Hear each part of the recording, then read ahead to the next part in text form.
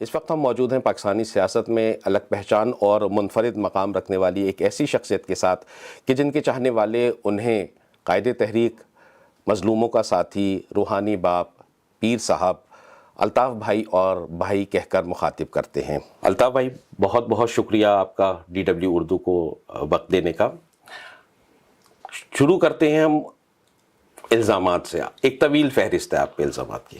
آپ کے مخالفین نے آپ کو سیاست میں تشدد، آپ پر سیاست میں تشدد کا الزام لگایا، یہ الزام لگایا کہ آپ غدار ہیں، آپ ملک دشمن ہیں۔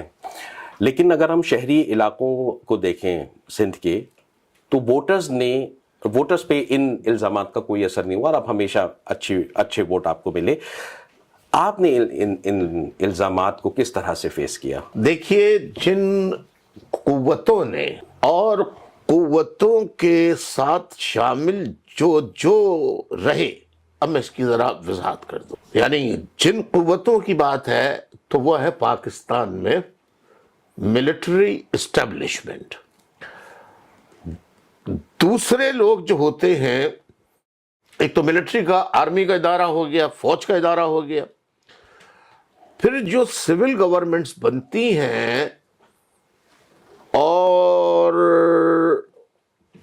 الیکٹڈ گورنمنٹس بنتی ہیں پاکستان میں، وہ برائے نام ہوتی ہیں۔ 1947 کے بعد سے فوج کے جرنیلوں نے جو برٹش راج، جو جب 14 اگست 1947 یعنی 14 اگست 1947 سے پہلے جو جرنیل، کرنیل، تو اس وقت وہاں پر پاکستان سے تو کوئی ہوتا نہیں تھا، سب سپاہی ہوتے تھے۔ وہ جو سپاہی ویسٹ پنجاب کے، یعنی موجودہ پنجاب جو ہے، یہاں کے لوگ تھے، انہی کو انہوں نے، لیکن ان کا جنرل گریسی پہلا جو چیف آف آرمی اسٹاف تھا وہ برٹش تھا۔ تو انہوں نے اپنے ان لوگوں کو جو فوج میں حوالدار یا لاس نائک اور سیکنڈ لیفٹیننٹ کی، صوبیدار، میجر تک ان کی ویسے تھی، تو ان لوگوں کو انہوں نے افسر بنا دیا۔ ان لوگوں نے جنرل گریسی کے جانے کے بعد مکمل ٹیک اوور کر لیا، اور 1951 میں، یعنی پہلے تو قائد اعظم کو انہوں نے راستے سے علیحدہ کیا، پوائزن دے کے، ان کو سلو پوائزن دے کے، فاؤنڈر آف پاکستان۔ اس کے بعد ان کے دست راست، رائٹ ہینڈ مین، خان لیاقت علی خان شہید کو شہید کیا راول پنڈی میں بھرے جلسے عام میں۔ اچھا جی، اس کے بعد محترمہ فاطمہ جناح کو قتل کیا ایوب خان کے زمانے میں۔ تو ملٹری کا ہمیشہ سے قبضہ رہا۔ 1947 کے بعد the army and their generals took over the entire system of the government۔ دہشت گردی کا الزام جن لوگوں نے لگایا، وہ دراصل خود، اب ان کے دور میں نواز شریف کی حکومت ہو، آصف علی زرداری کی حکومت ہو، بے نظیر بھٹو کی حکومت ہو، کسی کی بھی حکومت ہو، وہ سجدہ جا کے آپ پارا میں، یعنی ISI کا ہیڈ کوارٹر، اور اس سے پہلے سجدہ جا کے GHQ میں کریں گے جو راول پنڈی میں ہے۔ اس کے بغیر وہ حکومت، تو ان لوگوں نے الزام لگایا، تو ان کے ماتحت جو الیکٹڈ سو کالڈ گورنمنٹس تھیں، انہوں نے بھی وہی زبان بولی جو فوج نے ان کو ڈکٹیٹ کیا۔ تو بیسیکلی پاکستان میں غدار فوجی جرنیل ہیں، پاکستان میں دوسروں پر غداری کا الزام لگانے والے وہ فوجی جرنیل ہیں. بنیادی طور پر ان شارٹ 2% جو elite of the Pakistan army ہے وہ رول کر رہی ہے 75 ایئر سے, اور وہ خود کو نعوذ باللہ اللہ تعالی سے بھی بلند تر طاقتور سمجھتے ہیں, اور انہوں نے پاکستان کا یہ حل کر دیا ہے کہ IMF کے وینٹیلیٹر پہ پاکستان چل رہا ہے. آپ نے ابھی نواز شریف, بے نظیر بھٹو کا تذکرہ کیا. زرداری صاحب کو ابھی جی 19 جون سن 1992 میں MQM کے خلاف آپریشن شروع ہوا تو نواز شریف کی حکومت تھی. پھر وہ آپریشن جاری رہا, بے نظیر دور میں جاری رہا. 98 میں حکیم سعید کا قتل ہوتا ہے, اس کے بعد پھر MQM زیر عتاب آ جاتی ہے, اور اس کے علاوہ اس کے بعد 2013 پھر MQM پہ مشکلات آتی ہیں. تو یہ بتائیں کہ آپ یہ محض اتفاق سمجھتے ہیں کہ جب بھی MQM کے خلاف کوئی آپریشن ہوا اس وقت نواز شریف کی حکومت تھی؟ اس کو حسن اتفاق کہہ سکتے ہیں کہ جب فوج نے بڑے سے بڑا آپریشن اور آپریشن کو مزید تیز تر کیا اس وقت نواز شریف کی حکومت تھی. لیکن اگر آپ دیکھیں اور غور کریں تو 93 کے بعد جب بے نظیر بھٹو کی حکومت آئی تو بے نظیر بھٹو کی حکومت میں جو ان کا وزیر داخلہ تھا جنرل نصیر اللہ بابر, بھائی ہزاروں MQM کے نوجوان پڑھے لکھے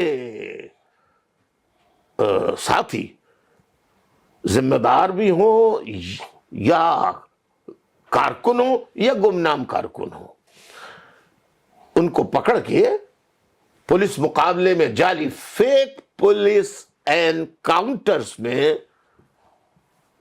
ان کو extra judicially they were executed, extra judicially ایگزیکیوٹڈ.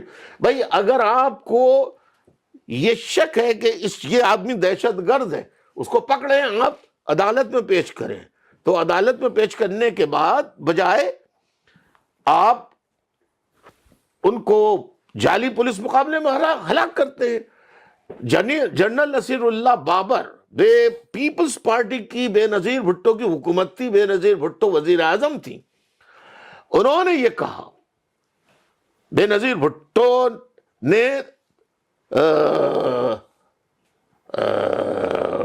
اپنے دور حکومت میں جو ان کا نصیر اللہ بابر تھا اس کا بیان ریکارڈ پر موجود ہے وزیر داخلہ کا کہ میں اس پہ یقین نہیں رکھتا کہ میں دہشت گردوں کو نام لیا, یعنی MQM کا کارکن وہ دہشت گرد ہے. تو یہ الزام ہر کسی کارکن پہ لگوائے, میں تو خیر ان کا قائد تو مجھے کیسے بخشا جاتا. تو اس کا بیان ریکارڈ پر ہے کہ ہم عدالت میں پیش کریں, رکھیں, اس سے بہتر ہے پکڑو مارو, یہ ریکارڈ پر موجود ہے. اور بے نظیر بھٹو صاحبہ نے خود راو انوار کو, جو بدنام زمانہ پولیس کا وہ شیطانی چہرہ ہے جس کو پاکستان کا آج بچہ جانتا ہے, لیکن کیوں کہ وہ فوج کی وہ تھا پولیس کا, لیکن وہ پولیس کی وردی میں فوجی تھا, اس کا کچھ آج تک نہیں ہوا. اتنے وعدے چیف آف آرمی سٹاف نے, جنرل باجوہ نے وعدہ کیا کہ نقیب اللہ کے شہید کے قاتلوں کو گھر پہ جا کے, لیکن ان کا والد کا بھی انتقال ہو گیا, لیکن نقیب اللہ کا وہ عمر کھلا پھر رہا ہے. وہ عدالت میں وہ گیا تو ججز صاحبان بس کھڑے نہیں ہوئے استقبال میں, باقی جو شان میں اس کے قصیدے اور سپریم کورٹ کے ججز نے استعمال کیے وہ کسی بھی ملک کے سپریم کورٹ کے ججوں کو جچتا نہیں. ہاں یہ بات صحیح ہے کہ نواز شریف کو میں نے ایک دوست سمجھ کر, اس نے وعدہ کیا تھا کہ میں فیوڈلزم ختم کروں گا، میں جاگیردارانہ نظام ختم کروں گا، تو میں نے خلوص دل کے ساتھ رات دن اس کے لیے محنت کی، ہر برے وقت میں اس کو بچایا، مگر بار بار نواز شریف نے ہمیں دھوکہ دیا۔ اس کا قلق ہے اور رہے گا۔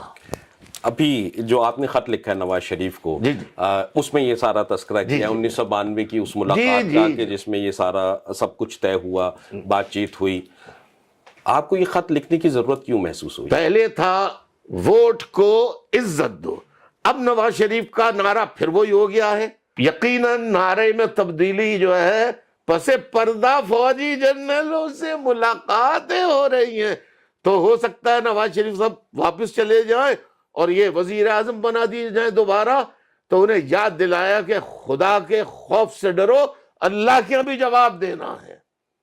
آپریشنز کے حوالے سے کیا کبھی نواز شریف نے آپ سے معذرت کی یا اپنی بے بسی یا اس کا اظہار کیا، بے بسی یا لاچارگی کا؟ جی، نواز شریف کے ساتھ جب نواز شریف لندن میں آئے، ان پہ برا وقت پڑا، تو وہ یہاں آئے تو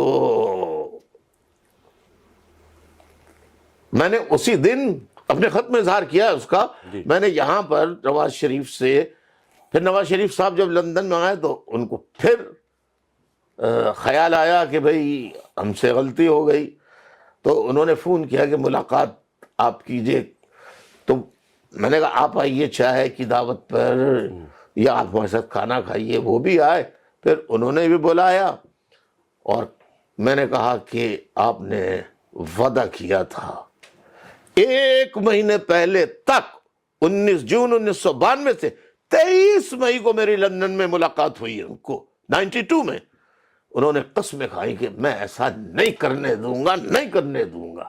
میں نے کہا آپ نے تو قسمیں کھا کے توڑی، کہنے لگے غلطی ہو گئی، آئندہ مجھے معاف کر دیجئے، میں وعدہ کرتا ہوں کہ اب میں، کوئی فوج نے آپ کے خلاف قدم اٹھایا تو میں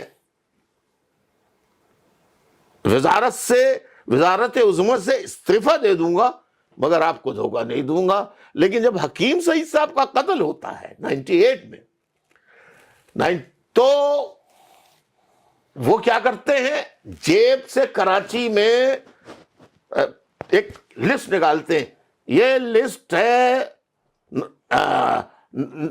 حکیم سعید کو قتل کرنے کا حکم، مطلب یہ تو نہیں کہا، لیکن کہا کہ اس کی پلاننگ 90 پہ ہوئی ہے، یعنی میرے گھر پہ، یعنی ایم کیو ایم کا جو سینٹرل آفس ہمیشہ سے، جب سے پی ایم او بنی ہے اس وقت سے لے کے آج تک، لسٹ نکال کے کہنے لگا یہ آئی ایس آئی نے مجھے لسٹ دی ہے، اور اس میں ایم کیو ایم کے ایم پی ایز اور ایم کیو ایم کے فلاں فلاں فلاں فلاں، تو ایک اس میں فصیح اللہ جگنو سا جو ایم کیو ایم کا کارکن تھا، اس کا بھی نام تھا اس میں، اس غریب کو لے گئے، اس غریب کا پتہ، یعنی اس کو معلوم ہی نہیں تھا کہ حکیم سعید کا قتل بھی ہوا یا نہیں ہوا، اس کو جو جب گرفتار کر کے لے کے گئے اور ماننا شروع کیا، اس نے کہا مجھے پتہ نہیں، قسمیں کھائیں، لیکن ایک ہی رات میں اتنا تشدد کیا کہ وہ شہید ہو گیا۔ میرے خیال ہے اسے کسی شادی کی تقریب سے گرفتار کیا تھا۔ جی، شادی کی، آپ یہ دیکھیے، یعنی کوئی آدمی اگر قتل میں ملوث ہوگا تو وہ شادی کی تقریب میں شریک ہوگا۔ تو نواز شریف صاحب نے پھر، یعنی یہاں پھر بوٹ کے نیچے آ گئے نا کہ آئی ایس آئی، کوئی آئی ایس آئی نعوذ باللہ کوئی اللہ تعالیٰ کی خصوصی ایجنسی ہے کہ جس نے جو کہہ دیا وہ درست ہے۔ آئی ایس آئی اور فوج کے جرنیلوں نے پاکستان کے 2 ٹکڑے کیے، اور موجودہ پاکستان کی جو اکنامک بگڑتی ہوئی نہیں، مکمل ڈیفالٹ ہو چکا ہے پاکستان، معاشی صورتحال، اس کے ذمہ دار یہ کرپٹ پولیٹیشنز جنہوں نے فوج کی حمایت کی اور اپنے سویلینز پہ جمہوریت کے نام پہ ظلم کیا، یہ بھی ہیں، لیکن اس سے بڑے ذمہ دار فوجی جرنیل ہیں۔ فوجی جرنیل کی بات کی آپ نے، 1992 میں جب آپریشن شروع ہوا تو فوج کے سربراہ تھے آصف نواز جنجوعہ صاحب. جی جناب. کیا انہوں نے کبھی آپریشن بلو فاکس کے حوالے سے آپ سے بات کی یا کسی اور ذریعے سے آپ سے رابطہ کیا؟ جی جناب, انہوں نے مجھ سے بات کیا کرتے, وہ تو پورے کی پوری اس وقت نواز شریف صاحب کی گورنمنٹ تھی, اور انہوں نے پوری بات چیت کر کے نواز شریف سے, چودھری نثار وزیر خارجہ تھے یا وزیر داخلہ تھے, اور ان کی پوری کیبنٹ جو تھی اس کو ان کے ساتھ ان کو بلایا جی ایچ کیو میں, اور کہا کہ بھائی ہم سندھ میں آپریشن کر رہے ہیں kidnapping for ransom, and those who provide them shelter, یعنی ان کو جو پناہ دیتے ہیں ان کو بھی. اب اس لسٹ میں نام میں بتاؤں آپ کے کس کس کے تھے. آصف علی زرداری, بے نظیر بھٹو کے کامدار, پیر پگارا کے حر, غلام مصطفیٰ جتوئی میں کیٹی میں ان کا ایک اڈا تھا, کیٹی جتوئی میں بھی ہم آپریشن کریں گے, کیونکہ غلام مصطفیٰ ڈاکوؤں کو اور کڈنیپنگ فار رینسم کرنے والوں کو پناہ کیٹی جتوئی میں دلواتے ہیں. پیر پگارا کا یہی کاروبار. سندھ میں جتنے جاگیردار, یہ تو 72 افراد کی انہوں نے لسٹ بنائی تھی, اس میں میرا نام نہیں تھا. میں نے اس وقت کہہ دیا تھا کہ یہ آپریشن ایم کیو ایم کے خلاف ہوگا. اتفاق سے اس زمانے میں مئی 92 کو امریکہ کا دورہ تھا نواز شریف صاحب کا. خصوصی طور پر فوج کا انہیں جو منصوبہ دیا تھا, ایک دن کے لیے انہوں نے قیام کیا. ان کے ساتھ شیخ رشید صاحب بھی تھے, جو اس وقت اپنی پارٹی بنائے ہوئے ہیں, لیکن عمران خان کے ساتھ وہ ملے ہوئے ہیں. تو وہ لندن میں رکے, مجھے بلایا انہوں نے. پاکستان ہائی کمیشن کا یہاں پہ گھر بھی ہوا کرتا تھا پہلے, تو اس گھر میں مجھے بلایا اور انہوں نے کہا کہ آپ چلیے. میں نے کہا آپ نے دیکھا, میں نے کہا نہیں کتنی دفعہ کہ یہ آپریشن اب سندھ میں ہو رہا ہے اور یہ ایم کیو ایم کے خلاف ہوگا. کہنے لگے میں قسم کھاتا ہوں نہیں ہوگا. میں نے کہا کیا بات کر رہے ہیں, سکھر تک ایم کیو ایم کے سیکٹر آفیسز پر فوج کے لوگ, آئی ایس آئی کے لوگ جا کے لسٹیں بنا رہے ہیں, تو کیا ہم کو اپنے بچوں کی, اپنی بیٹے بیٹیوں کی شادی میں بلانا ہے, کائی کے لیے؟ تو نواز شریف صاحب نے, میں آج پہلی مرتبہ اس کا انکشاف کر رہا ہوں, یہ میں نے کنکلوڈ کیا ہے بہت سوچ سمجھنے کے بعد. مجھ سے کہا 23 مئی 1992 کو کہ الطاف بھائی آپ میرے ساتھ میرے جہاز میں پاکستان چلے. میں نے کہا کیا کر رہے ہیں آپ میاں صاحب, آپ کہاں لے کے جانا چاہتے؟ کہنے لگے دیکھیے آپ وہاں پر چلے, مری چلیں گے, مری میں ہم وہاں بیٹھ کے یہ ساری پالیسی بنائیں گے کہ کیا کرنا ہے اور کیسے کرنا ہے, کیسے اسے روکنا ہے. بات دراصل یہ تھی کہ وہ رکے اس لیے تھے کہ مجھے لے جانا چاہتے تھے. فوج نے ان سے کہا ہوگا کہ کسی طریقے سے الطاف حسین کو یقین دلا کے لے آؤ. آفاق احمد اور عامر خان کے بارے میں کہا جاتا ہے کہ وہ چاہتے تھے کہ آپ قوم پرستانہ سیاست کرتے رہیں اور آپ ایم کیو ایم کو ایک وفاقی جماعت بنانا جا رہے تھے. تو کیا آپ کے اور ان لوگوں کے درمیان جو اختلافات ہوئے ہیں اسی وجہ سے ہوئے ہیں؟ 88 میں گیا تھا, تو وہاں مجھ سے جس طرح سے لوگ ملے ہیں وہ تو اخبارات میں اور سارے میں کالم جو دیکھتا ہوں, پنجابی اینکر پرسنز, پنجاب سے پنجابی ٹی وی کے رائٹرز، کالمنسٹ جو بھی ہیں وہ مجھے اور ایم کیو کے خلاف اتنا زہر اگلتے تھے. تو وہ تو اس وقت وہ تو مجھ سے نہیں مل رہا ہے، لیکن عوام مل رہا ہے مجھ سے. پٹھانوں کا ڈیلیگیشن، پنجابیوں کا ڈیلیگیشن، سندھیوں کا ڈیلیگیشن اسلام آباد میں، بلوچوں کا ڈیلیگیشن، کشمیریوں کا ڈیلیگیشن، گلگتیوں کا. ارے میں نے کہا میں یہاں سیریمنی میں آؤں کہ ہمارے ڈیلیگیشن آپ سے ملنا چاہتے ہیں. اور میں 1-2 دن رہا تو اس میں سبھی کو بلا لیا لوگوں نے جس جس کو ملنا تھا مجھ سے. تو ڈیلیگیشن ملایا تو کہنے لگے صاحب ہم اس ایسی لیڈرشپ کا تو ہم انتظار کر رہے تھے کہ غریب متوسط طبقے کے لوگ قومی اسمبلی، صوبائی اسمبلی اور سینٹ کے ایوان میں پہنچے.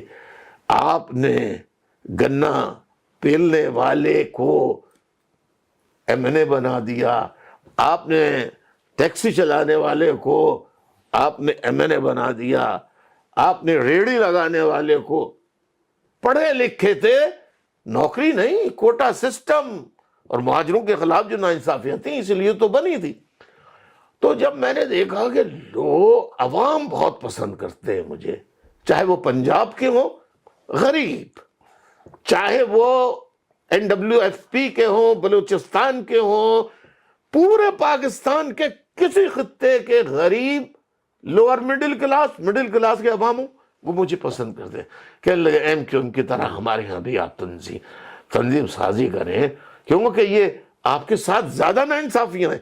جی بس میں نے وہاں سے پھر یہ سوچا کہ یہ تو محرومیاں کم زیادہ ہو سکتی ہیں، لیکن 2% اشرافیہ کا اس ملک پہ قبضہ ہے اور باقی 98% سب مظلوم ہیں ملک کے بیچارے، غریب، ہاری، کسان، لوور مڈل کلاس، ملازمت پیشہ طبقہ، مزدور پیشہ طبقہ، سب جو ہیں وہ پریشان ہیں. تو میں نے فیصلہ کیا کہ متحدہ قومی موومنٹ میں ہم اس کو تبدیل کریں گے. اور میں نے ابھی اعلان نہیں کیا تھا، اس کے خطابات شروع کر دیے تھے.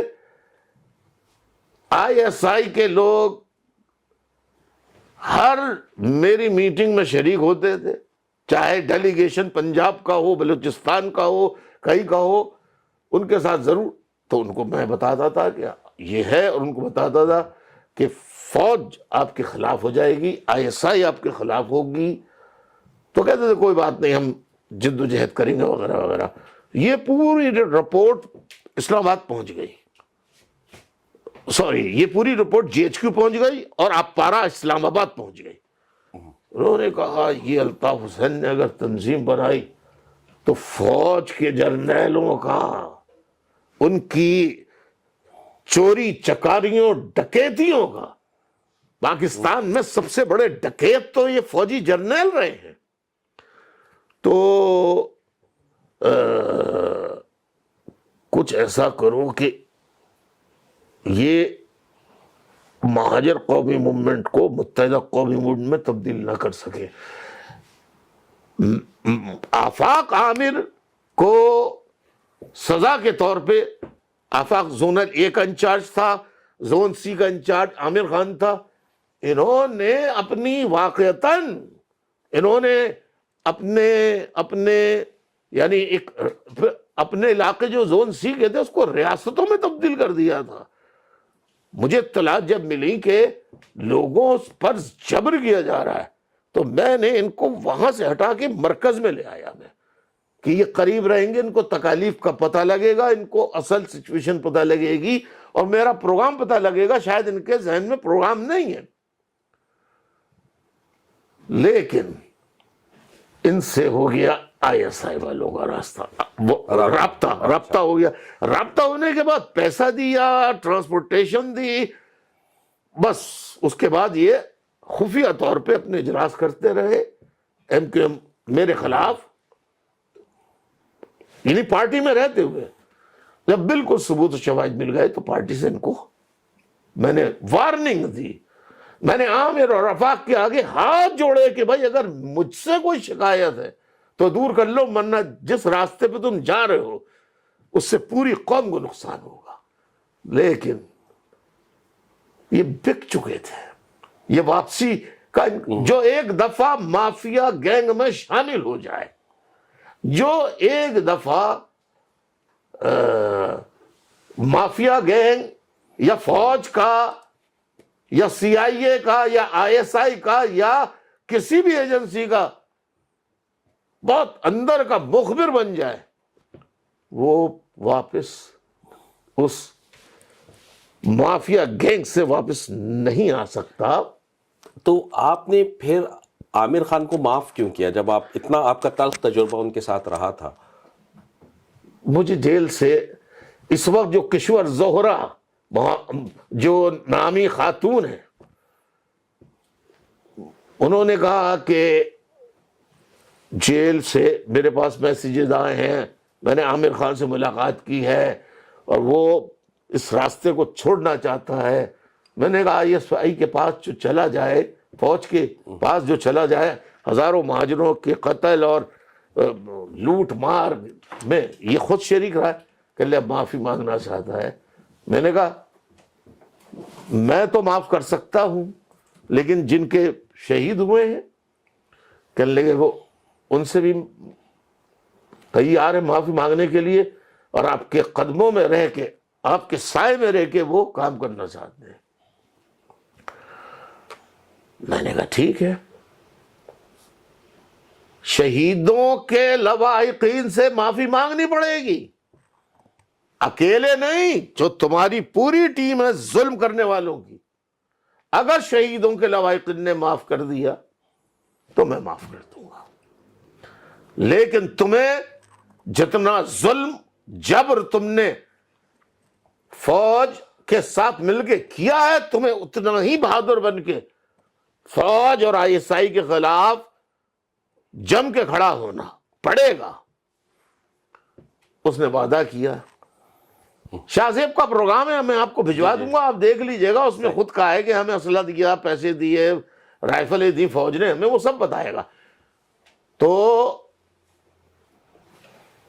پھر دوبارہ قرآن اٹھایا، پھر دوبارہ شہیدوں کے سامنے وہ ہلو، اس کی ریکارڈنگ میرے پاس موجود ہے. صحیح. تو پھر سب نے کہا کہ چلے معاف کر دیں، ایک چانس دے دیں. یہ تجربہ بھی کر کے حضور دیکھ لیا. معلوم یہ ہوا جو ایک دفعہ غدار ہو جائے اسے معاف نہ کرو کبھی. 1991 کی اس تقریب کا آپ نے ابھی ذکر کیا کہ جس میں آپ لاہور گئے تھے اور وہاں پہ بہت سارے ڈیلیگیشن آپ سے ملنا چاہ رہے اسلام آباد. جی جی جی جی. تو کیا یہ خبر درست ہے کہ وہاں پہ خطاب کرتے ہوئے آپ نے یہ کہا تھا کہ یہ اور بھی اس میں رہنما بیٹھے تھے کہ یہ آپ کے اصل رہنما نہیں ہیں، اور اس میں نواز شریف بھی تھے وہاں پہ؟ جی، یہ میں نے لاہور میں COP کا جلسہ تھا تو میں بھی اس میں مدعو تھا، تو میں اس میں گیا تھا.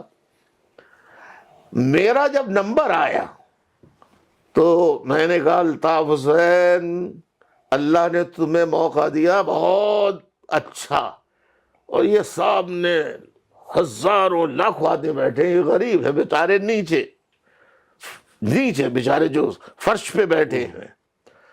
میں نے کہا یہاں کھل کے پیغام دے ہی دو اپنی فلسفی کا، ریئلزم، پریکٹیکلزم کا، اور غریب. اور جو میرا ایک شروع سے رہا ہے، جب میں نے PMSO بنائی تھی اس وقت بھی تھا کہ میں مہاجروں کے حقوق کے ساتھ ساتھ تمام مظلوم قوموں کے حقوق کی بھی جد و جہد میں کروں گا، اس کو سپورٹ کروں گا. تو میں نے کہا جتنے بیٹھے تھے بشمول نواز شریف، جتوئی، پیر پگار، پتہ نہیں فضل الرحمان کون نہیں تھا اس میں جو پاکستان کا لیڈر ہو، میں سب کے سامنے کہا یہ تمہارے مسئلے حل نہیں کریں گے، تمہارے مسئلے جو ہے وہ تم حل کرو گے جس طرح میں نے گلیوں سے غریب متوسط طبقے کے لوگوں کو نکال کے بھیجا ہے. تم دریاں بچھاتے رہو گے لیڈروں کے لیے، کندھوں پہ اٹھاتے رہو گے، تم کبھی اسمبلی کا ممبر نہیں بن سکتے، نہ کبھی تمہاری اولاد، تم غلام کے غلام رہو گے. وہ پنجاب میں وہ ہٹ ہو گیا. میں نے کہا اٹھو اری وہ جاگو, میرا مقصد تھا اٹھو متحد ہو. وہ کھڑے ہو گئے اتنا جناب. اور پنجاب کے اخبارات نے مجبوراً لکھا کہ الطاف حسین نے یہ شو لوٹ لیا ہے. صحیح. اب تھوڑا سا آگے بڑھتے ہیں. عمران خان نے سن 1997 میں جب تحریک انصاف بنائی تو کیا کبھی انہوں نے آپ سے کوئی رابطہ کیا یا کوئی پیغام بھجوایا ہو کسی کے تھرو؟ جی نہیں, کبھی نہیں. نہیں. عمران خان نے 1997 میں جو تحریک انصاف بنائی اس سے پہلے سے انہوں نے جنرل حمید گل مرحوم کے ساتھ اصلاح معاشرہ کا اور سیاست میں تبدیلی کا وہ کیا کہتے ہیں ہالز ہوتے ہیں, بڑے بڑے ہوٹلز میں ہوتے ہیں ہالز, سیمینارز اور اس قسم کی چیزیں انہوں نے کرنے شروع کر دی. اس میں ایک عنوان تھا ادھوری آزادی کے عنوان سے ایک پروگرام رکھا. تو مجھے دعوت دی گئی کہ آپ آ تو نہیں سکتے, لہذا ویڈیو میسج آپ ادھوری آزادی کا دے, ہم اس کو چلائیں گے. تو میں نے اس میں میسج دیا. پھر میری ملاقات ان سے 2004 میں انڈیا میں ہوئی. مجھے ایک ہندوستان ٹائمز نے کی نوٹ اسپیکر کی حیثیت سے مجھے 2 روزہ سیمینار میں مجھے اس کی نوٹ اسپیکر سے بلایا تھا. اس میں میرے ساتھ, میں یہاں بیٹھا ہوں, میرے لیفٹ سائڈ پہ جان میجر, ان کے برابر میں ہنری کسنجر, میرے سیدھے ہاتھ پہ, جیسے میرا سیدھے ہاتھ پہ آپ تشریف فرما ہے حضور, ایسے سری لنکا کی بزرا نائک کی صدر بیٹھی ہوئی تھی, اور وہ بیٹھے ہوئے تھے ان سیٹوں پہ جہاں بزنس مین وغیرہ بیٹھے ہوتے ہیں, سامعین جہاں تھے. اور میں جن کے نام میں نے لیے ہیں میں ان کے ساتھ بیٹھا تھا, اور اس کو انہوں نے مجھے دیکھ لیا تھا, میں نے ان کو دیکھ لیا تھا. لیکن جب پہلا دن ختم ہوا تو مجھے انہوں نے میرے طرف نہ تو دیکھا انہوں نے, میں خود ان کے پاس چل کے گیا. میں نے کہا عمران صاحب, پھر انہوں نے دیکھا, ارے الطاف بھائی آپ سے تو ملاقات کرنی ہے. میں نے کہا میں اس روم نمبر میں ہوں, جس وقت آپ کا دل چاہے یا تو آپ آ جائیں یا اپنے روم میں مجھے بلا لیں, مجھے بھی بہت سی باتیں کرنی ہیں.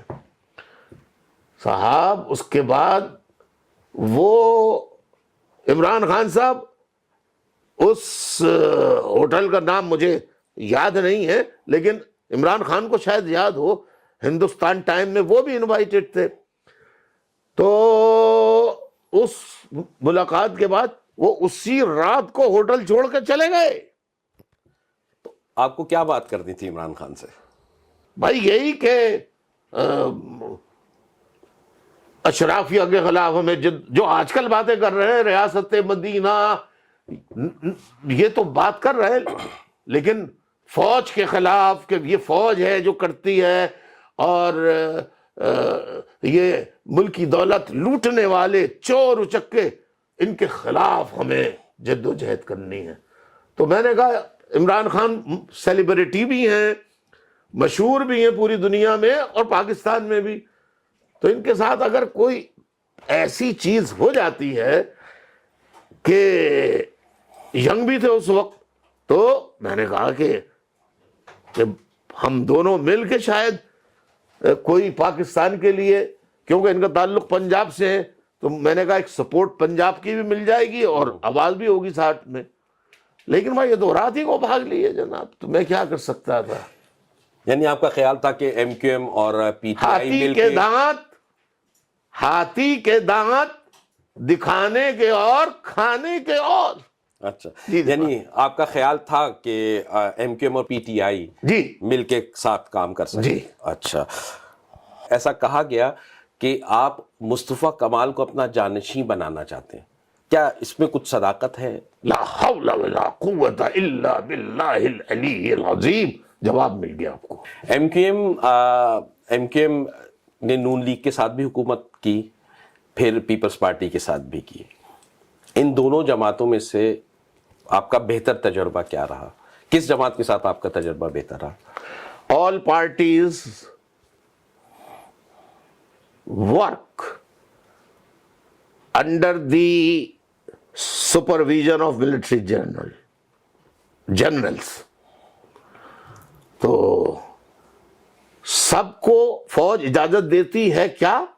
لوٹو کھسوٹو, جتنا کرپشن کرنا ہے کرو, چاہے وہ پیپلز پارٹی ہو, چاہے وہ نواز شریف ہو, چاہے وہ کسی کی بھی گورنمنٹ ہو. آپ کا تجربہ ان دونوں جماعتوں کا میں پوچھ رہا ہوں کہ آپ ایم کیو ایم کا تجربہ کیسا تھا ان دونوں جماعتوں کے ساتھ؟ پیپلز پارٹی ایروگنٹ, یہ میٹھی چھری. مسلم لیگ والے